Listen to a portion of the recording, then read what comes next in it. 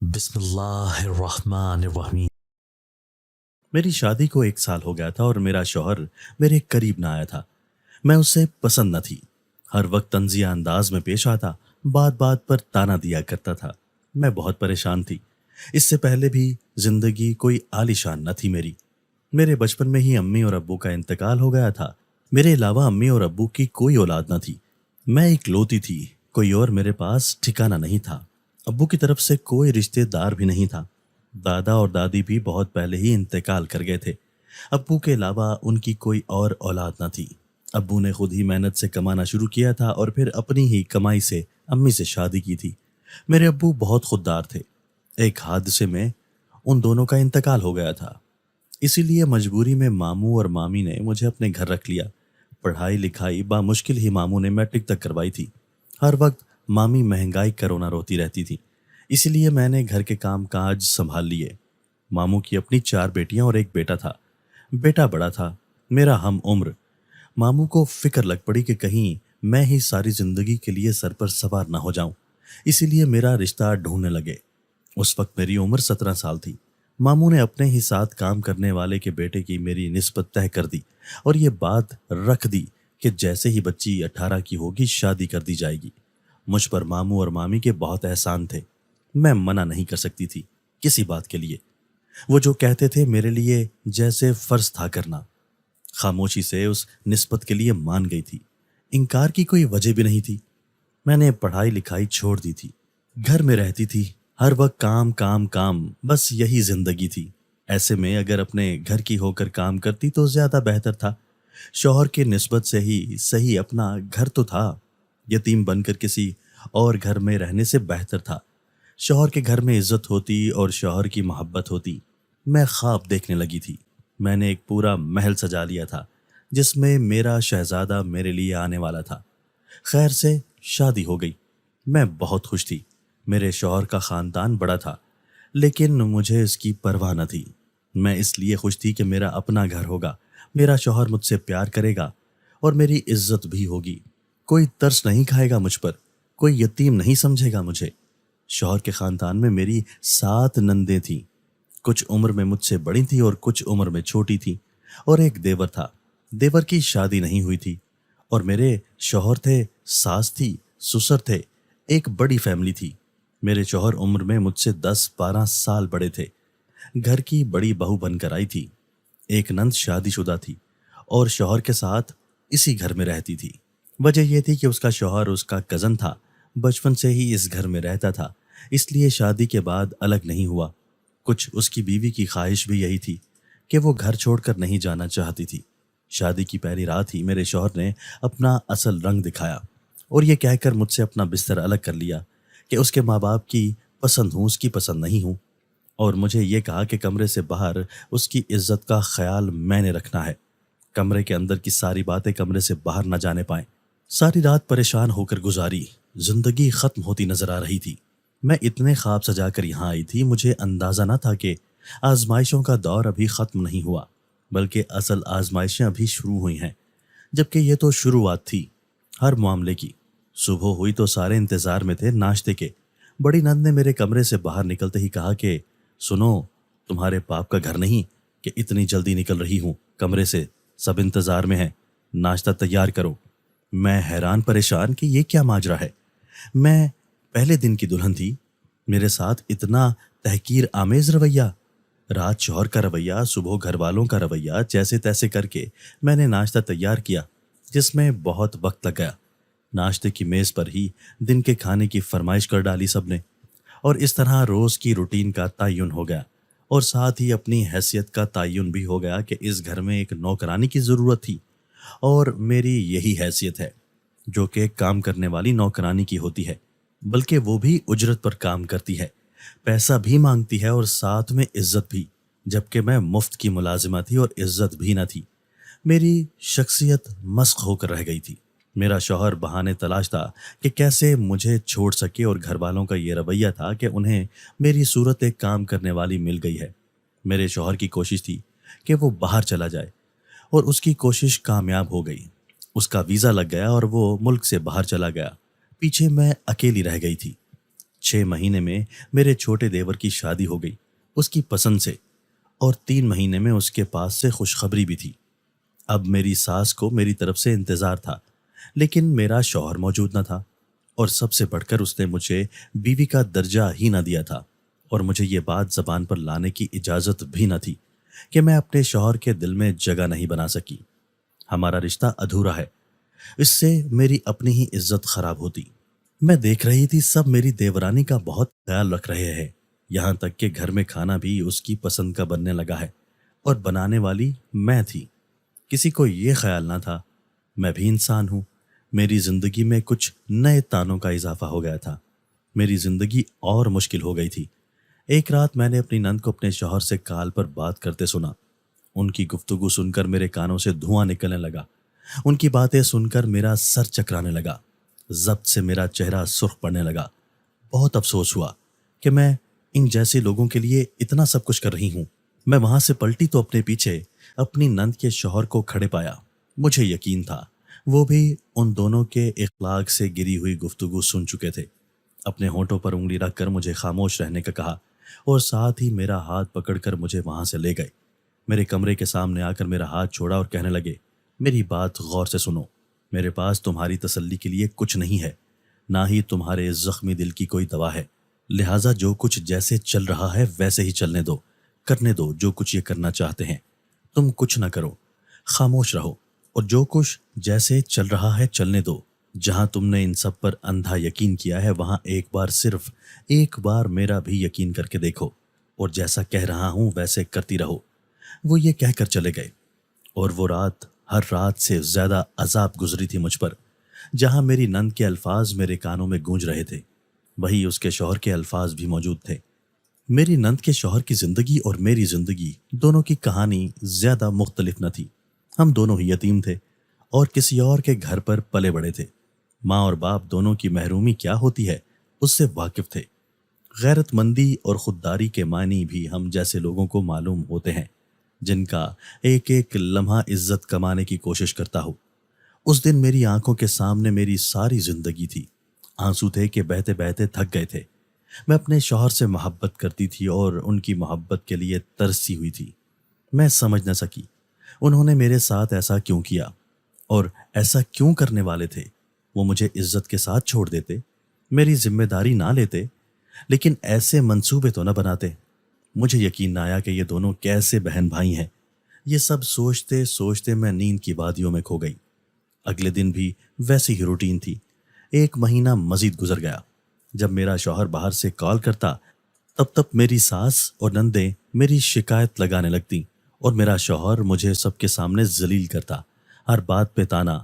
جب سب نے دیکھا کہ میرا شوہر مجھے کچھ نہیں سمجھتا تو سب نے میرے شوہر ہی کی طرح رویہ اختیار کر لیا۔ میری دیورانی کا رویہ بھی مختلف نہ تھا، بلکہ اس کا رویہ گھر میں سب سے زیادہ حقارت سے بھرا ہوا تھا۔ میں خاموش تھی، وجہ یہی تھی کہ میرے پاس سر چھپانے کے لیے چھت موجود نہیں تھی، اور نند کے شوہر بھی خاموش تھے، سارا دن گھر سے غائب رہتے۔ ایک دن ساس نے پھر سے بات چھیڑی کہ تمہاری دیورانی کی شادی تم سے بھی بعد میں ہوئی تھی، اور بہت جلد ہی اس نے اچھی خبر دے دی ہے۔ تم نے کیوں نہیں سنائی کوئی اچھی خبر؟ کوئی کمی ہے کیا تم میں کوئی؟ ان کے لہجے اور بات نے میرے پیروں تلے زمین چھین لی۔ مجھے محسوس ہوا تپتے صحرا میں ننگے پاؤں ریت پر کھڑا کر دیا ہے۔ یہ بات انہوں نے میری ساری نندوں کے سامنے کہی تھی۔ میری نظر شرم سے جھک گئی۔ میں نے اس رات اپنے شوہر سے کال کر کے پوچھا کہ آپ کا کب کا ارادہ ہے لوٹنے کا، جس پر انہوں نے ایسی باتیں سنائی میرے کردار کو نشانہ بنا کر کہ میرے لیے شرم سے ڈوبنے کا مقام تھا۔ میں نے اب تک کسی سے اس بات کا ذکر نہیں کیا تھا، نہ ہی اپنی نند سے سوال کیا تھا کہ میں اس رات فون پر اس کی ہونے والی بات کو سن چکی ہوں۔ کچھ اس کی طرف سے پیش قدمی بھی نہ ہوئی تھی، تو میں نے اس بات کو لاپرواہی میں لیا تھا۔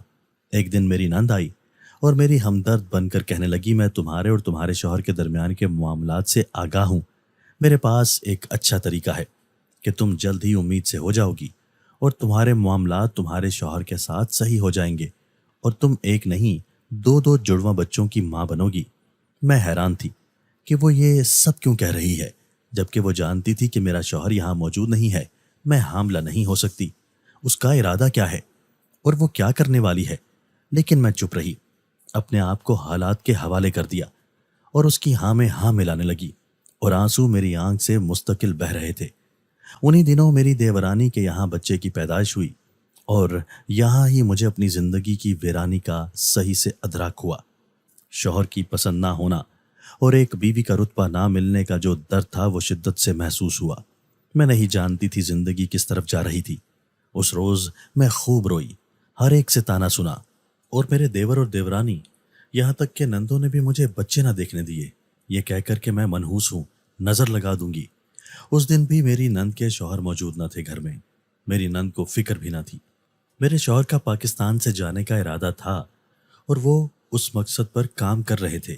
یہ باتیں شادی سے پہلے ہی سب کو پتہ تھی، مجھ سے چھپا کر مجھے اندھیرے میں رکھا گیا تھا۔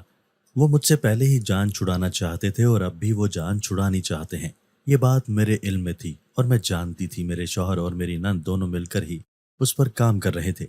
ایک رات میرے شوہر نے مجھے کال کی اور بہت پیار سے میرا حال احوال پوچھا اور بتایا کہ وہ جلد پاکستان آ رہے ہیں اور پھر ہم اپنی زندگی کا آغاز کریں گے۔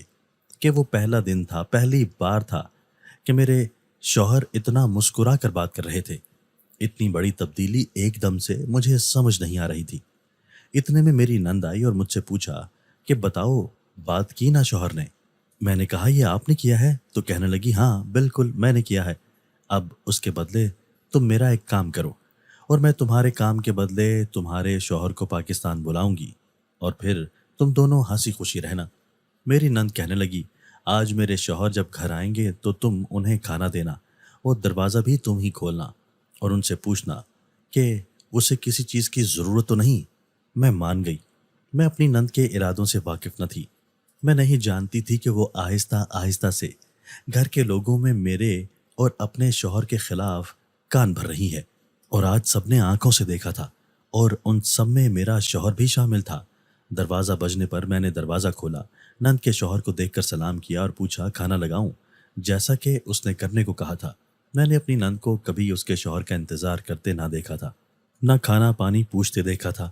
میری نند کے شوہر کو میرے رویے سے لگا شاید کوئی بات کرنا چاہتی ہوں، جبکہ ہم دونوں ہی اس کے ارادے سے نا واقف تھے۔ میں نے کھانا لگایا، اس نے کھانا کھایا، اور جب میں خاموش رہی تو اس نے آگے سے کچھ نہیں کہا۔ اسے لگا شاید میں جھجک رہی ہوں، جبکہ معاملہ مختلف تھا۔ وہ خاموشی سے اپنے کمرے میں چلا گیا اور میں نے برتن سنبھال کر کچن صاف کیا اور اس کے پیچھے اس کے کمرے میں گئی۔ میں نے دیکھا کہ وہ بستر پر لیٹا سونے کے لیے نیند میں جانے کی کوشش کر رہا تھا، جبکہ میں نے اپنی نند کے کہے مطابق اس سے کہا کہ کیا آپ کو کسی چیز کی ضرورت ہے؟ میرا کہنا تھا اور کمرے کی لائٹ بند کر دی گئی۔ ساتھ ہی میں نے دیکھا میری نند نے کمرے کے دروازے کو بند کیا۔ میں انہیں روکنے کے لیے ان کی طرف بڑھی لیکن دیر ہو چکی تھی۔ اتنے میں میری نند کے شوہر بھی بستر سے کھڑے ہو گئے اور غصے سے غرائے، بے وقوف لڑکی، کیا تمہیں اس بات کا علم نہیں تھا کہ میری بیوی اور تمہارا شوہر ہم سے جان چھڑانے کے لیے پلاننگ کر رہے تھے؟ کیا اس رات تم نے فون پر دونوں کی بات نہیں سنی تھی؟ تم اتنی بڑی بے وقوفی کیسے کر سکتی ہو؟ میں نے رونا شروع کر دیا۔ باہر میری نند نے ایک ہنگامی صورتحال پیدا کر دی تھی اور زور زور سے چلا کر سب کو اکٹھا کر رہی تھی۔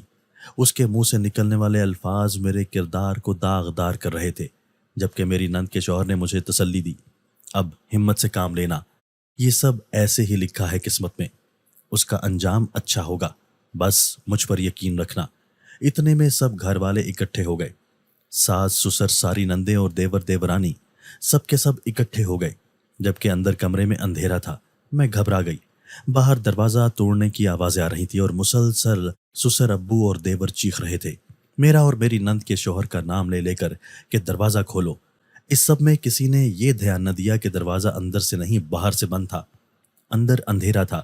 گھبراہٹ میں کچھ نہ کر پا رہی تھی۔ دماغ معاف تھا، کچھ سمجھ نہیں آ رہا تھا۔ مجھے لگا جیسے موت قریب ہے، لیکن موت پکارنے پر کہاں آتی ہے۔ دروازہ توڑا گیا اور سب سے پہلے کمرے کے اندر آنے والے میرے سسر تھے، اس کے پیچھے میری نند، اور پھر باقی سب پیچھے پیچھے آ رہے تھے۔ میرے دیور نے آتے ہی کمرے کی لائٹ آن کی تھی اور اندھیرا ختم ہوتے ہی میرے چہرے پر پڑے تھپڑ نے مجھے زمین پر گرا دیا۔ میری ساس آگے بڑھ کر مجھے مارنے لگی، سب مجھے برا بھلا کہنے لگے۔ میری نند نے اسی وقت میرے شوہر کو کال ملائی اور کال پر ہی میرے شوہر سے میری طلاق دلوا دی۔ میں نے خود کو اللہ کے رحم و کرم پر چھوڑ رکھا تھا اور قرآنی آیات کا ورد زبان پر جاری تھا۔ उस वक्त मैं उन सब की आंखों में देख रही थी। मेरे दिल से सबके लिए आह निकली थी कि एक यतीम बेसहारा के साथ क्या किया उन्होंने मिलकर। मेरी नंद रो रो कर चीख चीख कर सबको बताने लगी कि पहले ही से मुझे शक था, दोनों का नाजायज ताल्लुक है। मैंने अपने भाई को बताया था, उसने यकीन ना किया। देखो देखो कैसे आज पकड़े गए हैं दोनों। मैंने पीछे मुड़कर देखा तो अपनी नंद के शौहर को खड़ा पाया। वो बिल्कुल सुकून से खड़ा था। मैं हैरान थी। मुझे उस पर भी गुस्सा आने लगा। वो एक लफ्ज ना बोला था। जब मेरे देवर ने उसकी तरफ बढ़कर मारने की कोशिश की तो वो पहले ही उस पर झपट पड़ा और उसको एक धक्का दिया, साथ ही उंगली उठाकर धमकी दी और सबकी तरफ देखते हुए कहने लगा, मुझे इस लड़की की तरह ना समझना।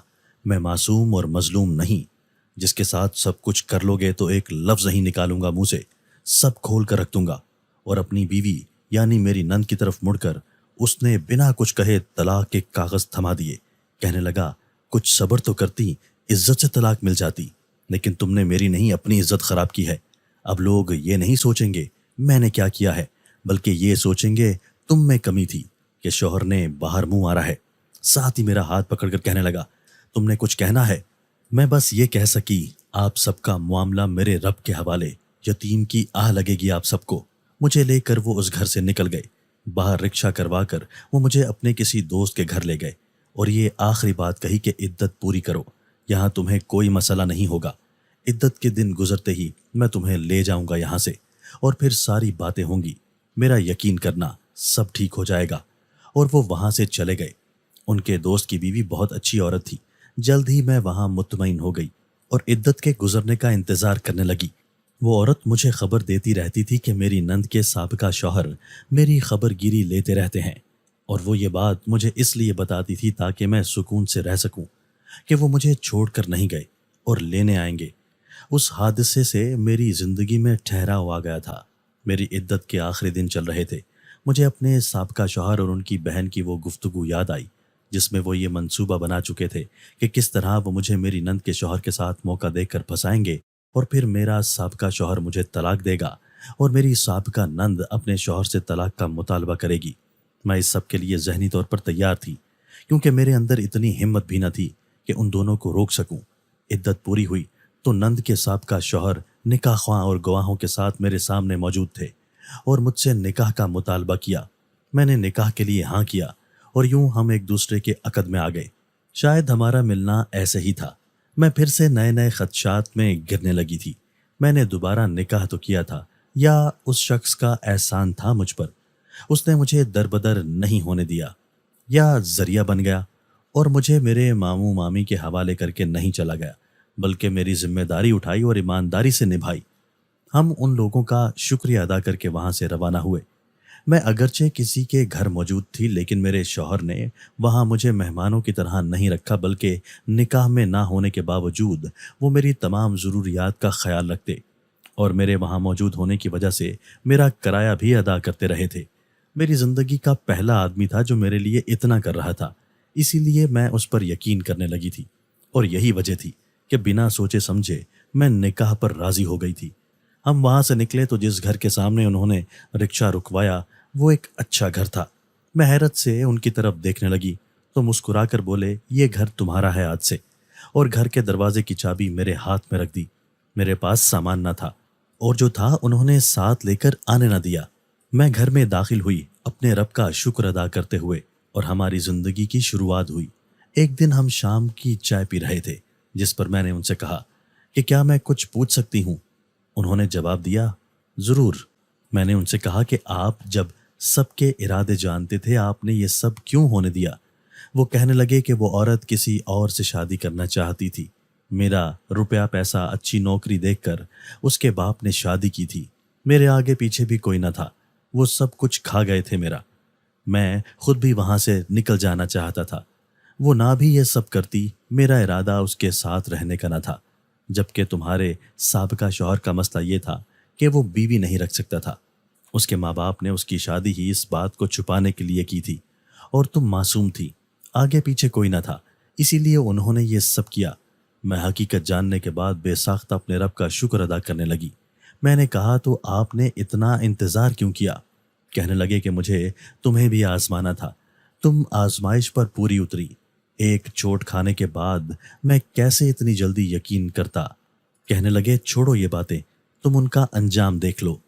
वो जैसा करता है भरता है। उन्होंने जो करना था कर दिया। वो सुकून से नहीं रह सकेंगे। अगर उन्हें एहसास ना भी हुआ तो भी उनका ज़मीर कभी उन्हें चैन नहीं लेने देगा। जबकि देखो तुम और मैं कितने सुकून से बैठे यहाँ चाय पी रहे हैं। ज़मीर की मलामत बहुत बड़ी सज़ा है।